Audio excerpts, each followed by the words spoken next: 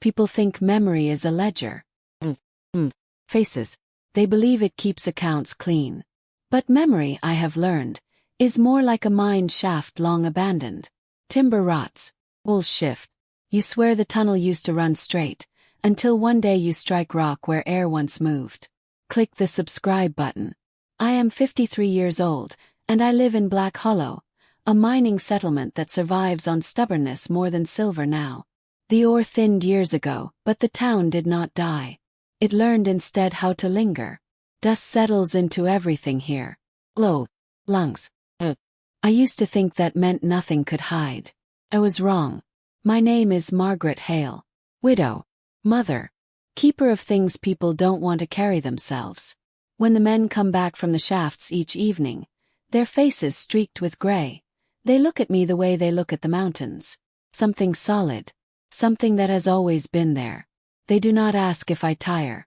They assume endurance is my nature. It was my daughter who taught me otherwise. Clara was born during the year the West Vein collapsed. I remember because the town bells rang while I labored, not for celebration but for the dead. 5 men crushed beneath earth that had waited decades to give way. My husband Jonah came home that night with blood on his sleeve that wasn't his. He washed his hands until they bled. Clara grew up with that sound in her ears. Bells tolling for men she would never know. By the time she was 16, she had eyes too old for her face. She watched people closely. Too closely. She asked questions that made folks uncomfortable. Questions about what they dreamed, what they feared, what they pretended not to remember. I told myself that was intelligence. Curiosity. I did not want to see the rest. Black Hollow teaches you not to look long at anything cracked. You call it weathered. You move on. The night everything began, Clara came into my room just before dawn. I remember the exact color of the sky. That pale blue that isn't quite light yet, when even birds hesitate. She stood at the foot of my bed, barefoot, her nightdress twisted around her knees. She did not cry. That is the first thing people ask me later. Did she cry? Did she scream? Did she seem afraid? Well, her voice was steady, which should have frightened me more than hysteria ever could. Ma, she said, I need to tell you something. I sat up, already bracing myself for news I assumed would be ordinary trouble. Miss Chore. A fight with another girl. I had learned, over years of widowhood, to ration my panic. What is it? Asked. She hesitated. Just a fraction of a second. Long enough for doubt to breathe. I had a dream, she said. That word should have eased me. Did not. The way she said it made the room feel smaller. She described it carefully. Too carefully. She said she had been walking home from the creek at dusk. She said someone followed her. She said hands, breath, weight. She did not name pain, only terror. She did not name a face at first. I remember gripping the quilt so hard my fingers went numb. When she finished, I told her what mothers are supposed to say. That dreams feel real. That fear lingers after waking. That the mind can be cruel. She shook her head. No, she said. It wasn't like other dreams. Clara. It felt remembered. That word lodged in me. Remembered. As if the event had already happened somewhere else, some other time. Do you know who it was? Asked. She looked away then toward the window, where the mine headframe cut a black shape against the rising light. Yes. She named our neighbor. Elias Crow. Elias lived 2 plots down, in a narrow house built crooked from salvaged boards. He worked the night shift sometimes. Other times he didn't work at all. People called him strange because he kept to himself, because he read old books instead of drinking, because his grief showed in quieter ways. His wife had died 3 winters earlier. Pneumonia. No children. He had never so much as raised his voice to Clara. When Clara said his name, something in me reached for certainty like a drowning person grabs at weeds. It did not matter what part of me knew better. Another part, older and sharper, had already decided. Memory, I would later learn, is not what you recall. It is what you protect. I asked Clara to tell me everything again. This time she added details that had not been there before. Smell. Shadow. the scrape of boots on stone. When I questioned those details, gently, she grew agitated. "Why are you asking like that?" she said. "Don't you believe me?" The question carried a blade. I believed my daughter. Or rather, I believed the version of events that made my world make sense. That gave shape to my fear. That allowed action. By noon, the story had legs. By evening, it had teeth. In a mining town, truth travels faster than or ever did. It moves hand to hand, mouth to ear, changing shape as it goes. By the time Elias Crow came home that night, men were waiting. I did not stop them. That is the sentence I returned to again and again, like a pick striking the same fault line. I did not stop them. They dragged him into the street. He shouted his innocence until someone struck him, and then he shouted less. Sheriff Nolan arrived too late, or perhaps right on time, depending on how you choose to tell it. Elias was jailed, charged, ruined. Clara watched from our porch, pale and shaking. I put my arm around her and told myself this was what protection looked like. That night, when the house was quiet, I lay awake listening to the mine wind howl through the valley. I tried to remember exactly how Clara's voice had sounded when she first spoke. Could not. The next morning, I woke with the unshakable sense that something had shifted in the dark. Not outside, inside me. And memory, already unstable, began its slow collapse. By the second day, Black Hollow had decided who it was. That is the thing about small places. Once a story answers a need, it stops being a story. Becomes a tool. People lift it, swing it, lean on it. They do not ask whether it fits the hand. I went to the jail that morning with a basket of bread I had not meant to bake. My hands had moved without instruction. Dough mixed, rose, baked, all while my mind stayed fixed on a single thought. I am doing what is right. Sheriff Nolan stood outside the cell, hat in his hands. He looked older than he had the day before, as though a year had passed overnight. "You don't have to see him," he said. "I do," I replied. The bars cut Elias Crow into vertical pieces. He sat on the bench, shoulders slumped, his face swollen where a fist had landed hard. One eye was already turning the color of a bruise that would take weeks to fade. When he looked up at me, something twisted in my chest. Not pity. Recognition. "Margaret," he said quietly. The way he spoke my name unsettled me. Not desperate. Not angry. Just tired. "You know I wouldn't," he said. I did not answer. If I had opened my mouth, I feared doubt might slip out before resolve could stop it. "I've barely spoken to your girl," he continued. "I keep my distance. You know that." He nodded. That was true. He had always crossed the street when passing Clara, as if afraid of being noticed. Or remembered. That thought flashed through me, unwanted and sharp. "Clara dreamed it," I said, hearing how weak it sounded even as I said it. "But dreams come from somewhere." Elias's hands tightened on the bench. "Dreams come from fear," he said. "And fear doesn't need facts." I left before he could say more. Outside, the sun glared off the dust so brightly it made my eyes water. People gathered in knots along the street, whispering. When they saw me, the whispers shifted tone. Some nodded at me with grim approval. Others looked away, ashamed or unsure. Their reactions steadied me. If the town believed, then belief itself became proof. That afternoon, Clara stayed in her room. I brought her food. She barely touched it. "Do you remember more?" Yes. She looked up sharply.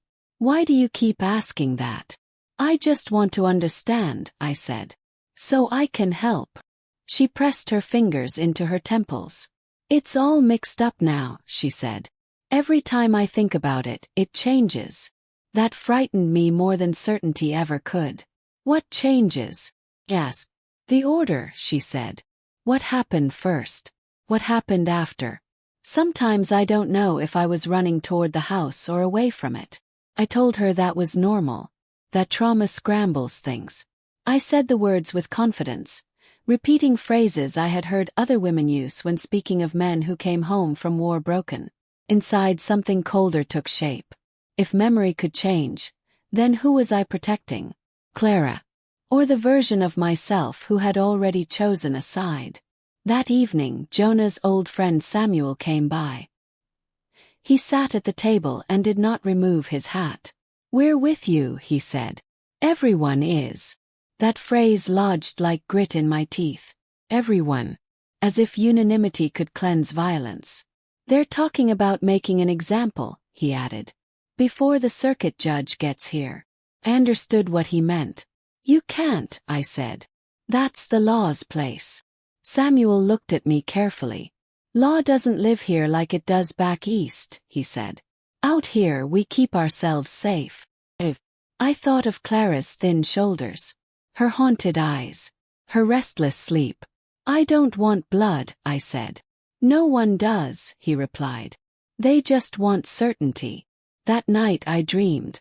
I dreamed I was back in the mine with Jonah, though he had died 10 years earlier in a cave and no one spoke of anymore. The tunnel walls breathed. The lamps flickered.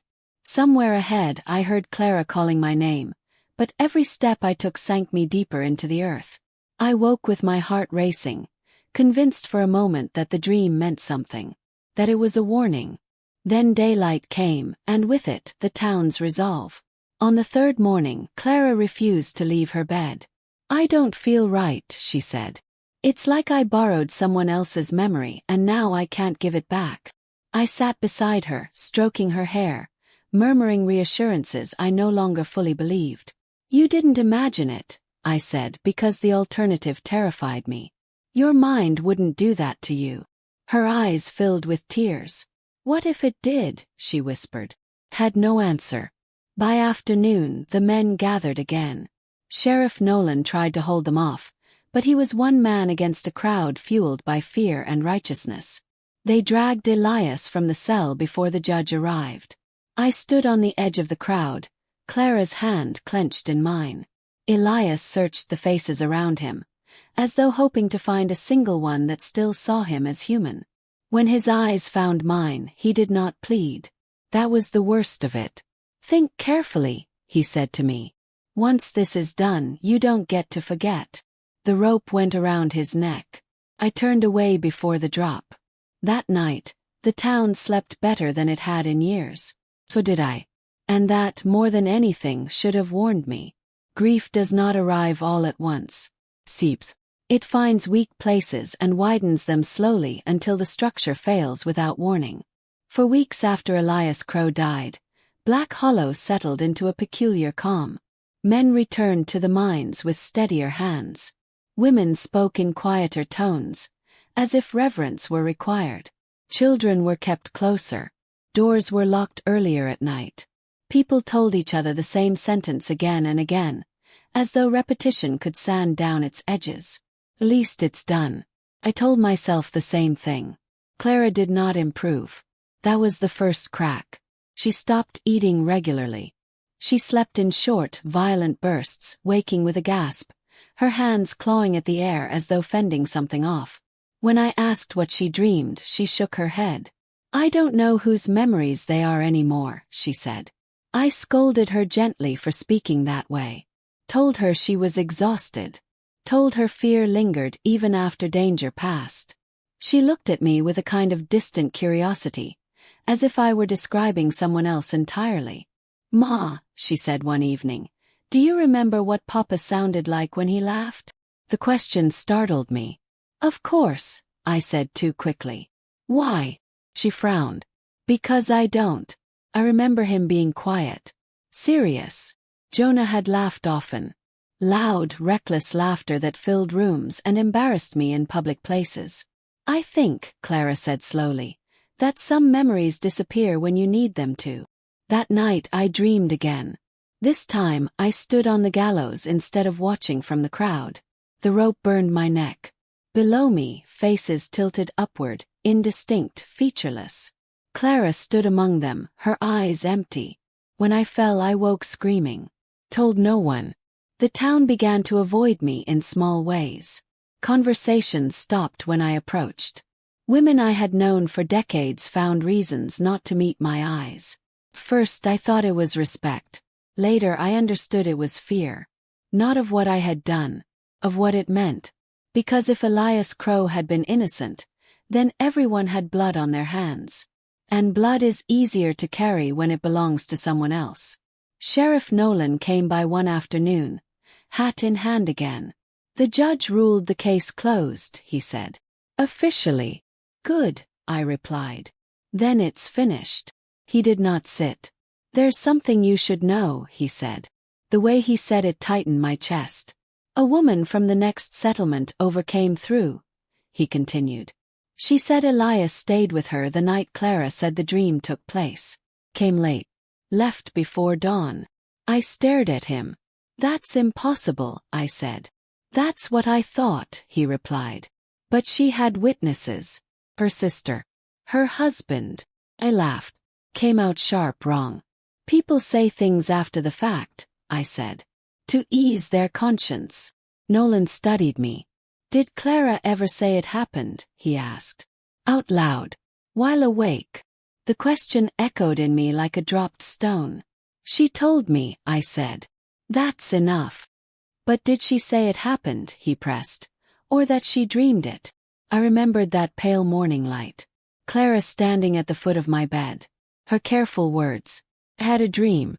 I had wrapped meaning around those words until they could no longer breathe. Nolan sighed. It doesn't change anything now, he said. I just thought you should be prepared. People are starting to talk. After he left, I sat alone for a long time. Memory began to misbehave. I recalled moments with Elias that no longer aligned with the monster I had helped create. How he once fixed our fence without asking. How he had left a sack of flour on our step during a hard winter, then disappeared before I could thank him. I remembered the way Clara had watched him sometimes.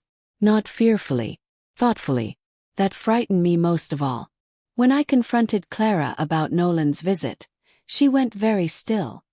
He wasn't there, I said. That night. She swallowed. I know, she said. The room tilted. Then why? I began, but my voice failed. She closed her eyes. It felt real, she said. And once it felt real, I didn't know how to stop it. Stop what? I asked, though dread had already answered. The remembering, she said. Once you believe something, your mind fills in the rest. I felt something tear loose inside me. You let him die, I said, not recognizing my own voice. She looked at me then really looked. No, she said softly. You did. That night, the mine siren wailed unexpectedly. A long mournful sound that sent people running into the streets. There had been no collapse. No accident. Just a malfunction. But standing there in the dark, surrounded by frightened faces, I understood something at last. The mind is capable of inventing horrors so convincing they demand punishment. And guilt does not always arrive as remorse. Sometimes it arrives as clarity, long after the damage is done. Once the truth is named, it does not settle. It wanders. It presses against the inside of your skull like trapped air, searching for release. After Clara spoke those words, the house changed. Not in ways others could see. The walls did not crack. The floorboards did not sag. But every room felt occupied by something unsaid. We moved around each other carefully, like strangers sharing borrowed space. I wanted to demand explanations. I wanted her to take it back. To say she was confused, mistaken, unwell. But she had never sounded clearer. The town did not ask questions. That was its mercy and its curse. People accepted Elias Crow's guilt because they needed to. To reopen the matter would have been to reopen themselves. Still I noticed things. Children no longer played near the Crow house. Men crossed themselves when passing it, though none of them attended church. His windows stayed dark. His door sagged open in the wind, a mouth frozen mid-confession. I began to dream of that house. In the dreams I stood inside it, touching objects that remembered him better than I ever had. Chipped mug. A half-finished carving. A stack of books with margins filled in with careful handwriting. In one dream I found a journal. When I woke, I could not shake the certainty that it existed. I went to the house one afternoon while Clara slept. The latch resisted, then gave. Dust lay thick on every surface, undisturbed since the day he was taken. The air smelled of old paper and cold iron. I searched without admitting to myself what I sought. In a drawer beneath the narrow bed I found it. A journal. My hand shook as I opened it. Elias wrote plainly. Observations about the mine. About weather patterns. About loneliness. He wrote about Clara once. Just once. The girl watches people the way miners watch rock faces. Looking for fractures. No accusation. No desire. Just awareness. I sank onto the bed, the weight of the book in my lap heavier than any stone. There was no confession because there was no crime. When I left the house, the sun was already sinking. The shadows stretched long across the street, reaching toward me like hands. That night, I told Clara what I had found. She listened without interruption. I didn't lie, she said when I finished. I believed it. And belief killed him, I replied. She flinched. I didn't know it would go that far. But you didn't stop it, I said. Neither of us had. The guilt between us took shape then, solid and undeniable. I began to withdraw from the town. I stopped attending gatherings. I avoided the market. People let me. It was easier for everyone that way. Sheriff Nolan resigned before winter set in. He said the job weighed too heavy now. No one argued. One night, Clara came into my room again, just as she had weeks earlier. I don't trust my mind anymore, she said. Do you?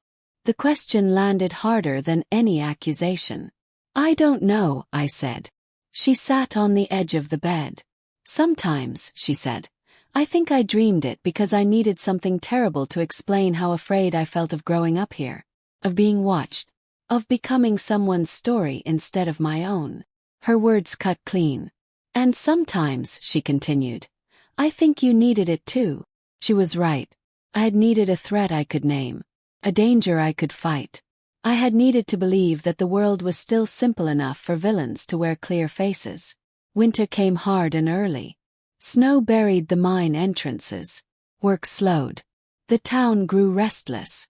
One evening, as wind howled through the valley, someone knocked at my door.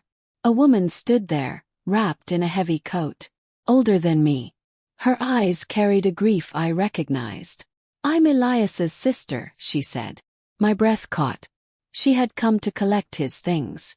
We sat together in silence for a long time before she spoke. He wrote to me, she said. Said he was afraid. Not of dying. Of being misunderstood. Tears finally came then. Hot, unstoppable. I'm sorry, I said. I don't know if that means anything now. She nodded slowly. Guilt is a heavy inheritance, she said. Be careful what you pass on. After she left, I understood something essential. The truth, once buried, does not stay quiet. Wait. Winter stripped Black Hollow down to its bones. Snow filled the streets until the town looked smoothed over, softened, almost innocent. The mine headframe stood frozen against the sky like a scaffold no one dared name. With work scarce, men lingered too long indoors. Rumors, long starved, found nourishment again. Guilt does not stay quiet when the world slows. I began to feel watched, not in the way Clara once had, but by memory itself. Every place I walked held echoes. The jailhouse door. The stretch of ground where the gallows had stood. The porch where I had wrapped my arm around my daughter and told myself I was protecting her. I told myself confession would change nothing. That was the lie I used to keep breathing. Clara grew thinner. Her moods shifted unpredictably. Some days she spoke with startling clarity, dissecting her own mind as though it belonged to someone else. Other days she would not rise from bed. They look at me differently, she said once. Like I survived something. You did, I replied. But not the way they think, she said. I feel like a thief. That word stayed with me. The theft was not of innocence. It was of truth. One evening the schoolteacher, Mrs. Bell, came by under the pretense of returning a book. She stayed longer than necessary. People are uneasy, she said at last. They sense something unresolved. I said nothing. They're starting to wonder if the town acted too quickly, she continued. Not openly. Just in private. Fear stirred. Wondering leads nowhere, I said. What's done is done. She studied me with quiet intensity. Sometimes, she said, what's done keeps doing itself. That night I could not sleep. I rose and took Elias's journal from where I had hidden it beneath loose floorboards. I read it again by lamplight, my eyes tracing his careful script. He wrote of isolation, of how quickly people decide who you are once you stop fitting their expectations, of how silence can look like guilt if someone is determined to see it that way. I keep to myself because it's safer, he had written. But safety, I'm learning, is a kind of visibility too. I closed the book and pressed it to my chest. By morning, a decision had formed in me, heavy and unavoidable. I went to Sheriff Nolan's replacement first. A young man, eager, uncomfortable in his authority. I need to make a statement, I said. His face tightened. About what? About Elias Crow. The room went very still. I told him everything. Or almost everything. I spoke of the dream. Of how it grew. Of how certainty hardened around fear until no one thought to ask whether belief was enough. When I finished, he sat back, pale. You're saying there was no crime, he said. I'm saying, I replied, that there was doubt. And doubt was ignored. That changes everything, he said. No, I said quietly. It changes nothing. He's still dead. Word spread faster than I anticipated. By evening, people stood outside my house. Not angry, confused, betrayed. A man shouted that I was trying to rewrite history. A woman cried that we had all done what was necessary. Necessary. I stepped onto the porch. My daughter was not attacked, I said. She dreamed something she believed because fear made it real enough. Murmurs. Denial. Clara appeared beside me, her hand trembling as it slipped into mine. I believed it, she said, her voice thin but steady. But belief isn't truth. Silence followed. The dangerous kind. Someone spat in the dirt. You're asking us to live with this? A man demanded. To carry it? Yes, I said. Because we already do. Whether we admit it or not. That night, a rock shattered our window. We did not replace it. The town fractured quietly after that. No violence, just distance. People avoided one another's eyes. Some blamed me. Others blamed themselves. Most blamed no one at all, which is its own kind of cowardice.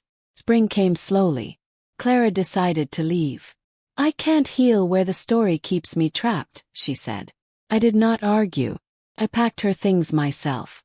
On the morning she left, she hugged me tightly. I don't forgive you yet, she said. But I don't hate you.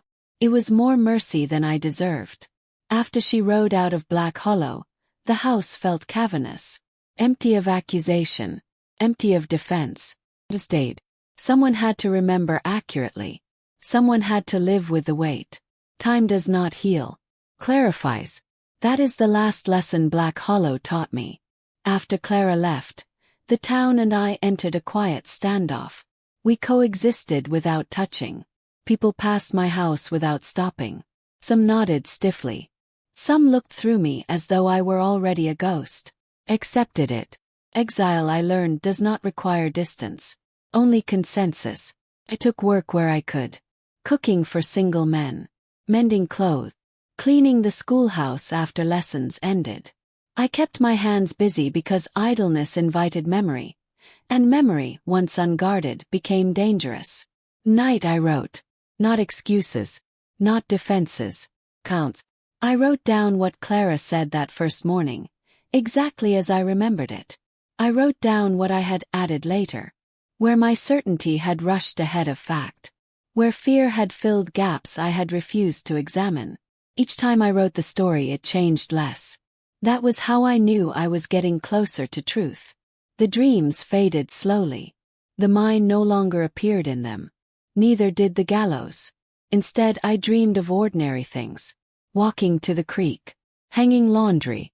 Jonah's laughter, clear at last, returning to its proper place in my memory.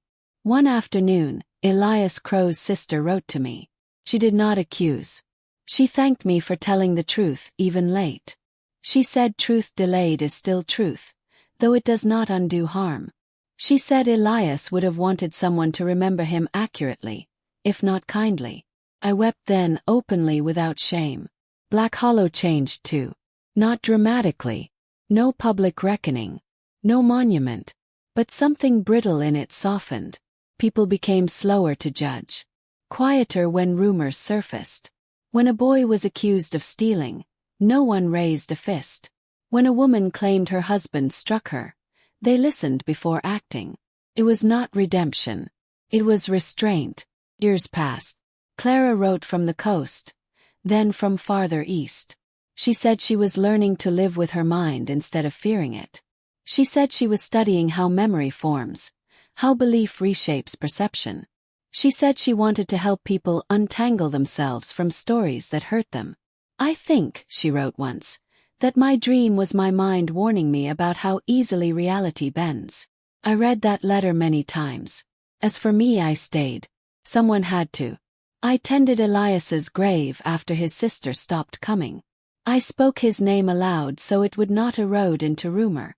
I told children the truth when they asked, carefully, without spectacle. He was a man, I said. And we failed him. That was enough. Near the end of my 50th year in Black Hollow, the mine finally closed for good. The head frame came down piece by piece. The mountain kept its secrets. On the last evening before the workers left, I stood alone at the edge of town. The air was still. The dust settled. I thought of how memory once betrayed me. How I had used it as a weapon instead of a witness. Guilt, I learned, is not meant to destroy you. It is meant to instruct you if you let it. I do not forgive myself. That is not my place. But I remember truthfully now. And in a world where belief once killed an innocent man, that is the only justice I have left to offer. Carry it. Every day. And I will until the end. Don't forget to subscribe, like, and leave comment.